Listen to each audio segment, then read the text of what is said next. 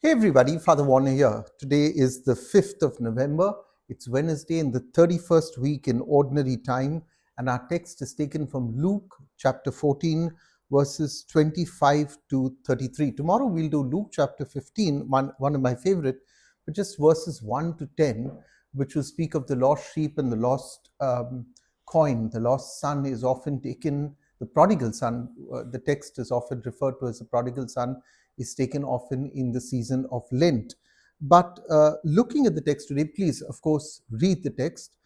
You will remember that in chapter 14, verses 1 to 24, Jesus has had this long, drawn out meal. He was invited to the home of a Pharisee, and it didn't turn out very well for the Pharisees, as we have seen with the three meals that Jesus was invited to by the Pharisees, because Jesus obviously some may use the word confront, others use the word carefront. In any case, Jesus simply lays out the cards as it is on the table for the Pharisees.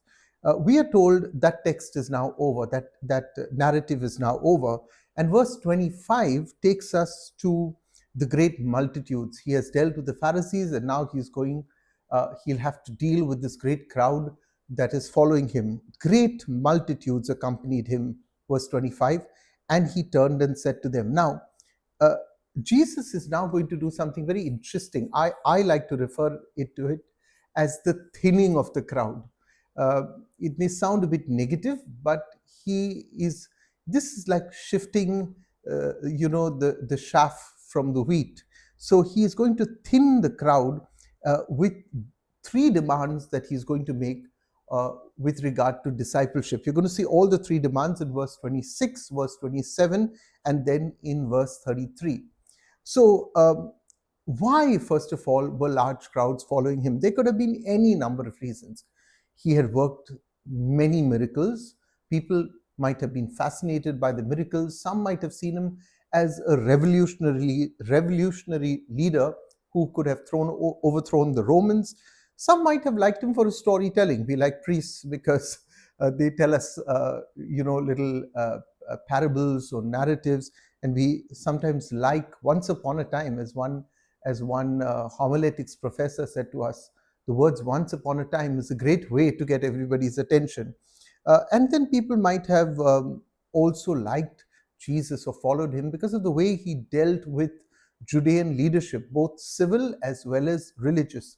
He took them by the horns, literally in public, no holds bar. That's how Jesus was, and maybe some like that style. Whatever reason, large, great multitudes accompanied him.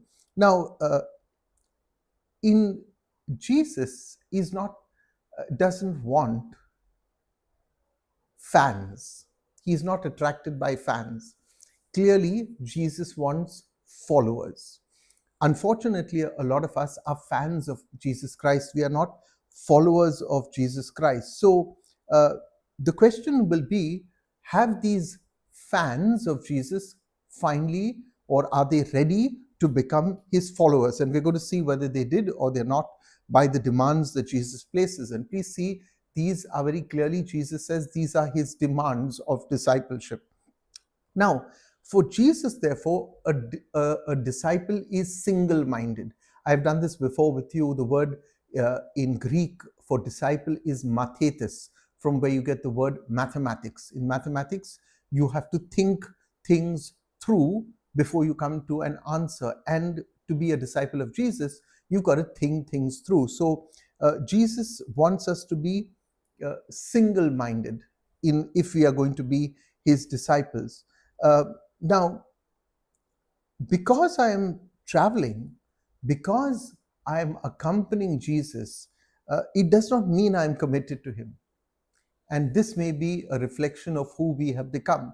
We are walking with Jesus, we are accompanying Jesus, but that does not translate necessarily to commitments. We are still fans of Jesus, we are not followers.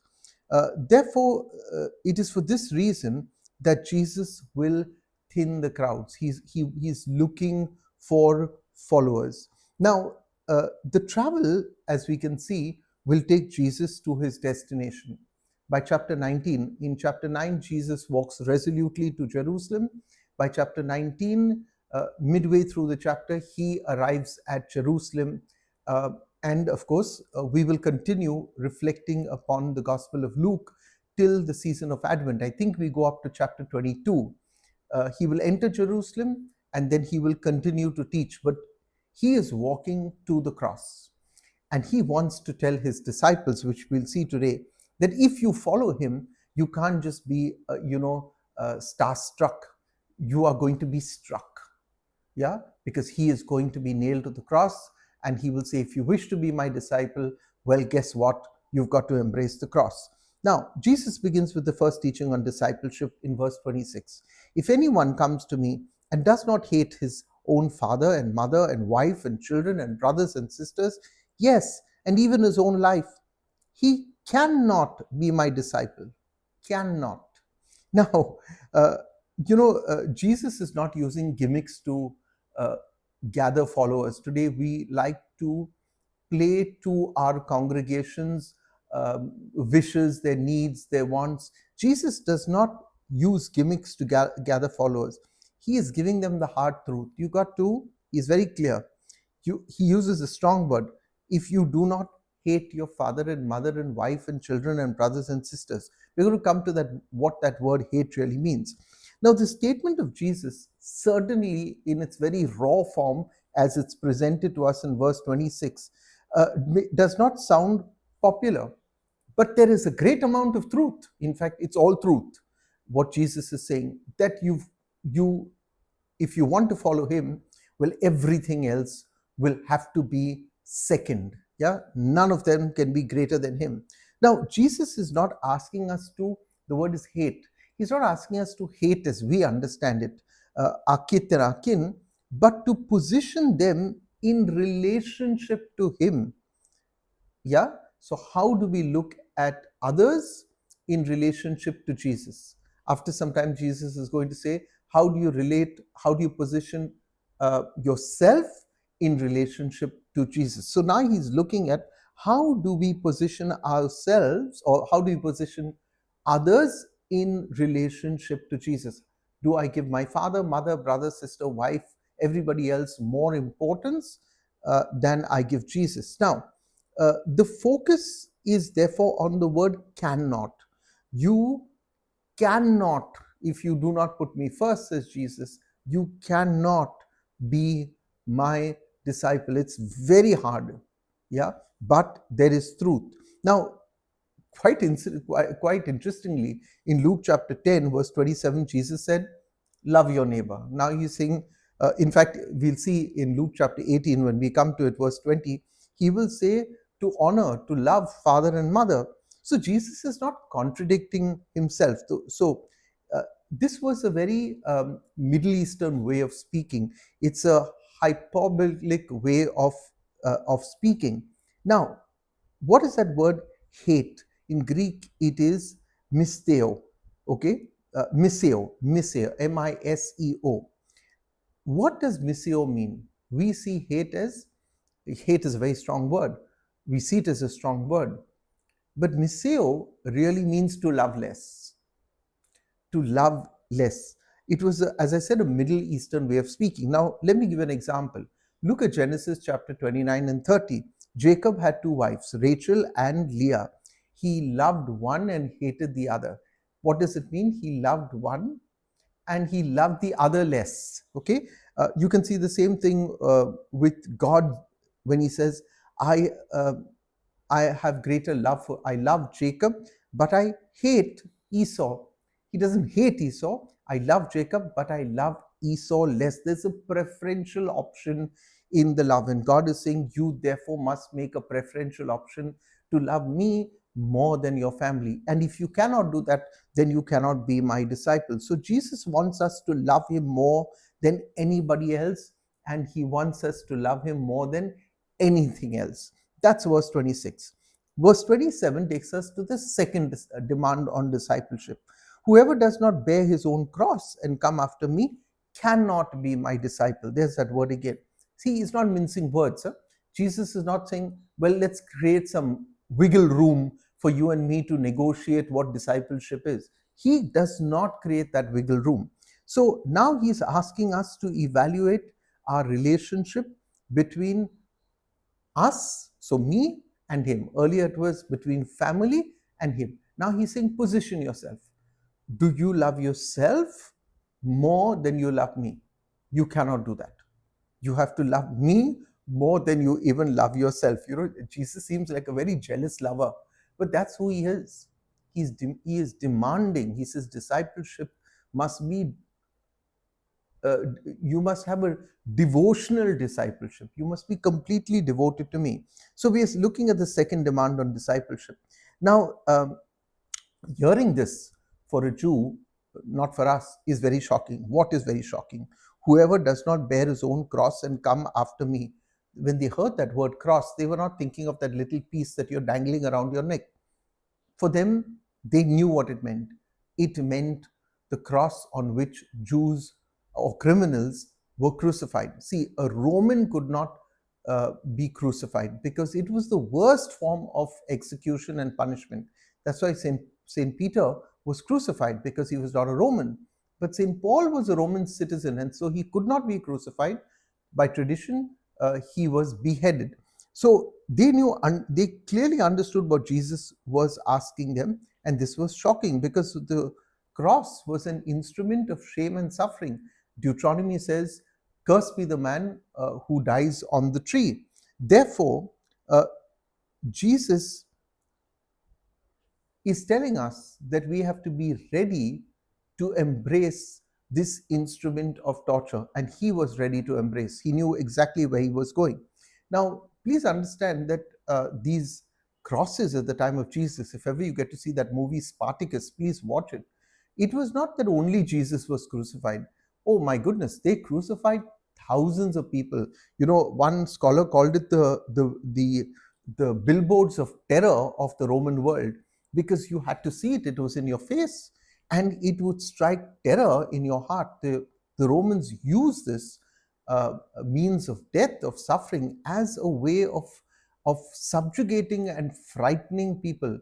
Having nails driven into your hands and your feet, and being hung there sometimes for days on an end, with difficulty breathing, was extremely difficult. Now, today, as I said, we trivialize the cross for either the crosses that we wear or the crosses that we bear. And sometimes my cross is my spouse, sometimes my cross is my child. Uh, you know, um, uh, Jesus is talking about real suffering. He's talking of the crux. This is the crux of his teaching. We use this word crux, C-R-U-X, which is really a Latin word for a cross. It's nothing else. The word, for example, excruciating. We speak of excruciating. It comes from a Latin word which means the pain that comes from the cross. That kind of pain. Yeah? Many of you may not even know this. So this is the crux of his teaching, that you have to be ready to die on the cross. This is the demand that he's making. Now, many people might see all of these demands that Jesus is making as a burden. They are not a burden. The demands of discipleship are not a burden. The demands of, even though I'm using the word demands because I don't want to water it down in any way, the demands of discipleship are a pathway to truth. They're a pathway to lasting relationship with Jesus Christ. And Jesus didn't water it down. He didn't mince his words. He clearly put all the cards on the table, and he said, this is what discipleship is. So we've seen the second teaching on discipleship. There's one more that we are going to see very soon in verse 33. Now, Jesus is going to punctuate this teaching, because it must have been extremely hard for the hearers to hear, with two parables. And he loved teaching in parables, in order to stress a point, and even more to make his teaching easy for people to grasp and understand. So the first one, for which of you desiring to build a tower, this is verse 28, does not first sit down. I'm going to see this word sit down appearing in both the parables. So which of you desiring to build a tower does not first sit down and count the cost, whether he has enough to complete it? Otherwise, verse 29, when he has laid a foundation and is not able to finish it, all who see it will begin to mock him. Verse 30 saying, this man began to build and was not able to finish. So verse 28, 29, and 30 is the first of the three parables that help to understand to explain the first two demands of discipleship. Now, here's what I want to begin by saying. Blind commitment, and many of us have blind commitment, that expects expects only blessing, is of no use to God. I'm going to say that again. Blind commitment that expects only blessings. I'm committed to God only because I want His blessings. This is of no use to God. What God really wants from us, He wants disciples who are committed and prepared to live sacrificially. This is what He wants from us. So, twice Jesus, in both, as I said, in both the parables, will use the term sit down. You know, the process really of, I built a church in St. Jude's and Maladies. I won't say I built it, I was an instrument to build it. You really have to sit down. The cardinal at that point of time, I remember Cardinal Ozzy calling me and he said, are you sure you're capable of building this church? And this was a Holy Spirit moment. And I looked at him and I said, Cardinal Ozzy, I'm sure of nothing. I'm only sure of Jesus. And if that's good with you, that's good with me. And he smiled. And of course, he gave us permission to build that church. It was a tiny little church. We had to go 6 floors high. I know how much I really struggled. It took 3 years of my life, led to multiple health problems. You know, today you may be in your church, which was built by the sacrifice of a priest and many people perhaps, but the priest takes the whole burden, because if that project doesn't go through, he's going to look like this man who desired to build a tower, but he did not sit down. I had to sit down with Jesus in tears very often, asking him to guide me.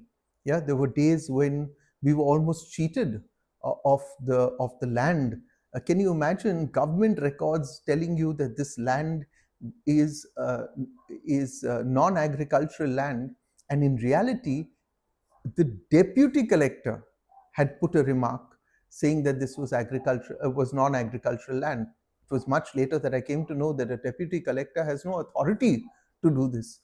So we were cheated, but we managed to get out of it, and sheer God's grace, because by some miracle at that point of time, the Maharashtra government declared that all land in Mumbai would henceforth be non-agricultural land. And really, you can see, even if you sit down and count all the costs, very often you're assailed by Satan. So Jesus now is telling us, you've got to sit down. The process of building or going to war, the second example, the second parable of a king going to war, begins with sitting down. Counting the costs requires thoughtful pondering. Being a disciple requires thoughtful pondering. It requires careful consideration. Jesus is saying, do not take this very lightly. You know, very often people say, Father, I want to serve in ministry. Yes, we need the help, but have you carefully thought about it? Have you given it a thought from the perspective of your family, from the attacks that you'll face from sometimes people in the church, from the challenges that are going to be brought before you? Don't look only at the glory. You have to be ready to humiliate yourself, accept the humiliations. As a priest, I keep telling myself very often, it's not glory. A lot of people come and insult you, yeah, even though sometimes it's not your fault, and you have to accept this. This is discipleship, that you're willing to be spat upon and even crucified by people who are going to hate you. In fact, the other day I was reflecting on persecution, and I thought to myself, why am I upset very often when the church is persecuted? Did Jesus not say? He said very clearly, in the Beatitudes, he said, blessed are you when people revile you and curse you and say all kinds of false things about you.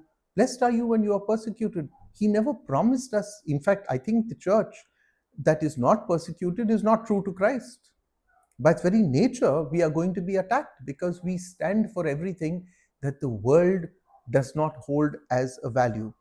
Jesus gives us the second parable, verse 31. Or what king going to encounter another king in war will not, see the words again, will not sit down first and take counsel whether he is able with 10,000 men, with 10,000 to meet him who comes against him with 20,000, verse 32. And if not, will the other, while the other is yet a great way off, he sends an embassy and asks for terms of peace. So, being a Christian, what Jesus is saying, being a disciple is not a hobby. Yeah, it's not when I feel like I can be a disciple. It's not a button that you turn off. It's not a seasonal thing at Easter and Christmas. A lot of seasonal Christians. No, being a follower of Christ, being privileged to have that word Christ in Christian and holding it to your chest has tremendous demands. Verse 33, and we'll end with this. So, therefore, whoever of you, and this is the third teaching on discipleship, therefore, whoever of you does not renounce all that he has cannot be my disciple. The third time, cannot. Now, we have got to look at this word renounce because renounce really is that we are called to renounce the power that wealth has over us. It does not call us specifically to renounce wealth. We are not being called to asceticism. You are not, Christians are not called to live like monks. Sometimes we may live like monkeys, but we are called, I say something's a jest, okay? Don't take it too personally. But we are called to renounce really the power that wealth has over us. We are not called to renounce wealth, okay? Very often we say in the liturgy of the church, do you renounce Satan? Means, do you renounce?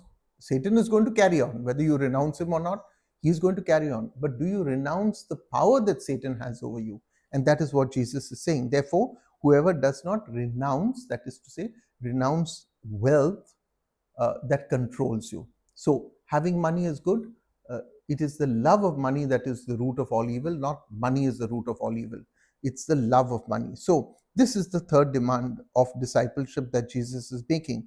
The question we need to ask ourselves is, do we therefore own things or do things own us?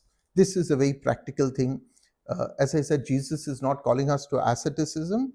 He is calling us to be detached in order to be attached to him, detached from the world to be attached to Jesus. Now, any attachment, and listen to this carefully, any attachment, therefore, that becomes a stumbling block to follow Jesus must be reevaluated, whether it's a relationship or whether it's an object or whether it's a thing, anything that becomes a stumbling block that prevents me from attaching myself, I have to sit down and therefore reevaluate it. Okay, very often, even for us as priests, a relationship with someone that we're getting very attached to, we have to evaluate it. Is this helpful to my priesthood, or is this not? So, do I use also, and this is the question that Jesus is by extension asking us, do I use the wealth that God has given me? Do I use my resources that God has given me for charity, or am I only thinking about myself, of my personal gain? So, do I give in charity? May I push this a little more? Do I fund the gospel of Jesus Christ? Do there's I go to say Mass at Margaon. I'm recording this, by the way, on Sunday for Wednesday. And I just finished Mass. And usually there's a gentleman who meets me. I think his name is Peter Paul. I forget. I've not seen him for quite a while. But he'll always put some money in my hand and he'll say, Father, this is for the furtherance of the gospel. And I use it for precisely that purpose, to further the gospel. But here's another question. With all the wealth that God has given me, am I simply accumulating it, or am I funding the gospel of Jesus Christ? Do you fund ministry? Do you give generously to your church? This is a question we have to ask ourselves. The minute the priest starts asking this question, we say, oh, he's money minded. When you start saying that a priest is money minded because he asked you for charity or because he asked you to give generously for ministry, when you begin to say this, it's a defense of your behavior.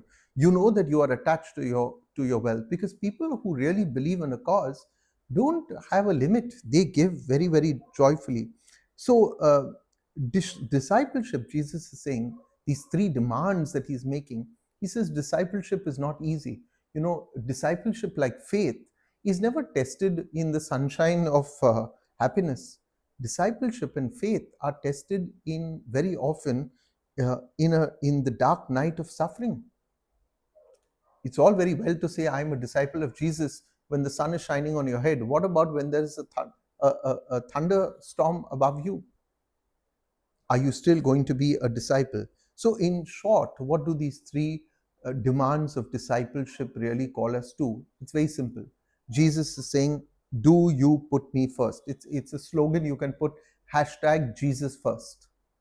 Yeah, hashtag Jesus first. So, discipleship, what Jesus is saying, is not a matter of faith in Jesus, but faith with Jesus, keeping the faith with Him, even in a storm, even in suffering. And remember, uh, He is not walking behind you to Jerusalem, He is walking ahead of you. He's leading you to Jerusalem, He's leading you to discipleship. Uh, but many of us today want Christianity without the demands of discipleship. There was I think it was Bishop Percy who once said this in jest. He said, "Not everyone who attends my lectures is my student." Yeah, not everyone who attends my lectures is my student. And one can say, not everyone who sits in church is a follower of Christ. Yeah, not everyone who does that. So, clearly, the cost of following Jesus is high, but the cost of not following Him is higher. Yeah. So Jesus wants us to give. He wants to give us.